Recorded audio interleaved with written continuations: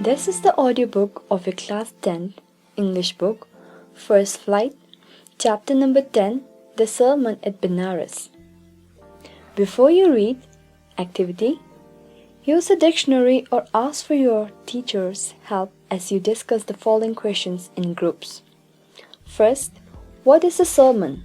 Is it different from a lecture or a talk? Can this word also be used in a negative way or as a joke, as in my mother's sermon about getting my work done on time? Second, find out the meanings of the words and phrases given in the box. Afflicted with, be composed, desolation, lamentation, procure, be subject to. Third, have you heard of the Sermon on the Mount? Who delivered it? Who do you think delivered a sermon at Benares? Let's start with the chapter. Gautama Buddha, 563 BC to 483 BC, began life as a prince named Siddhartha Gautama in northern India. At 12, he was sent away for schooling in the Hindu sacred scriptures, and 4 years later, he returned home to marry a princess.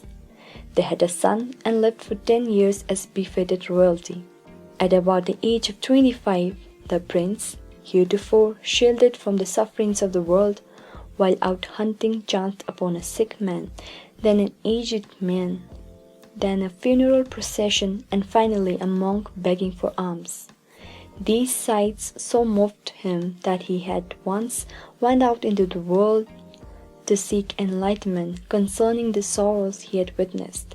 He wandered for 7 years and finally sat down under a peepal tree, where he vowed to stay until enlightenment came. Enlightened after 7 days, he renamed the tree the Bodhi tree, tree of wisdom, and began to teach and to share his new understandings. At that point, he became known as the Buddha, the awakened or the enlightened. The Buddha preached his first sermon at the city of Benares, most holy of the dipping places on the river Ganges. That sermon has been preserved and is given here. It reflects the Buddha's wisdom about one inscrutable kind of suffering. Kisa Gautami had an only son, and he died. In her grief, she carried the dead child to all her neighbors, asking them for medicine, and the people said, "She has lost her senses, the boy is dead." At length, Kisa Gautami met a man who replied to her request, "I cannot give thee medicine for thy child, but I know a physician who can."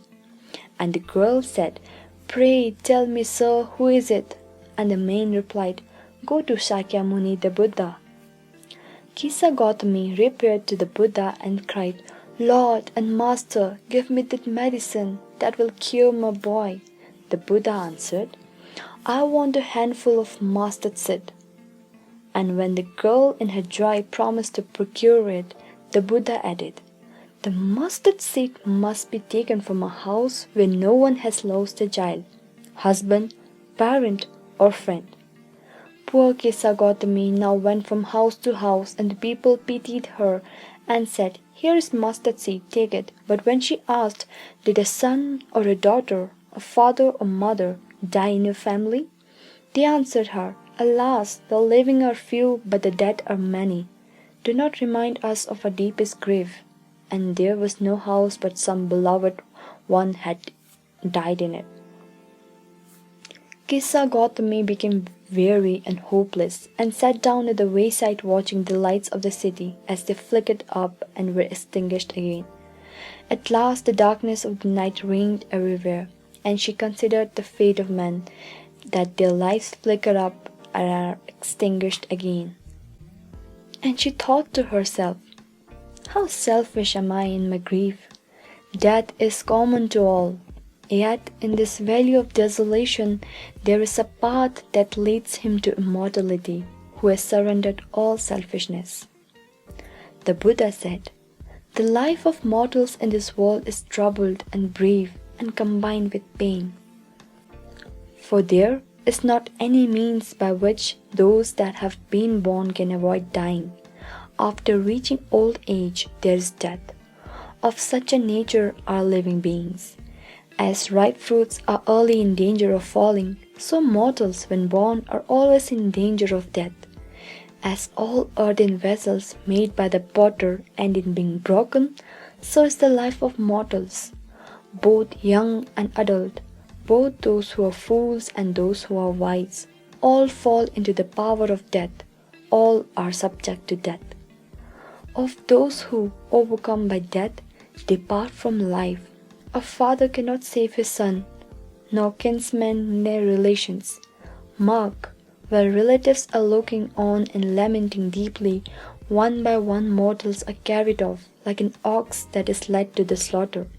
So the world is afflicted with death and decay. Therefore the wise do not grieve, knowing the terms of the world. Not from weeping nor from grieving will anyone obtain peace of mind. On the contrary, his pain will be the greater and his body will suffer. He will make himself sick and pale, yet the dead are not saved by his lamentation.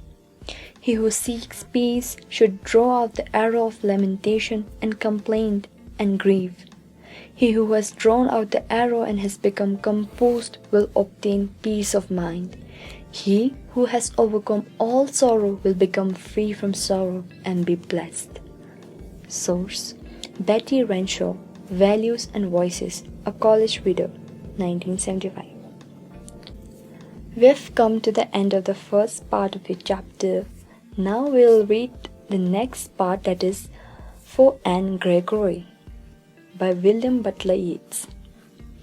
This poem is a conversation between a young man and a young woman. Who are they arguing about? Let's read the poem. Never shall a young man, thrown into despair by those great honey-colored ramparts at your ear, love you for yourself alone and not your yellow hair. But I can get a hair dye and set such color there, brown or black or carrot, that young man in despair may love me for myself alone and not my yellow hair. I heard an old religious man but yesterday declare that he had found a text to prove that only God, my dear, could love you for yourself alone and not your yellow hair.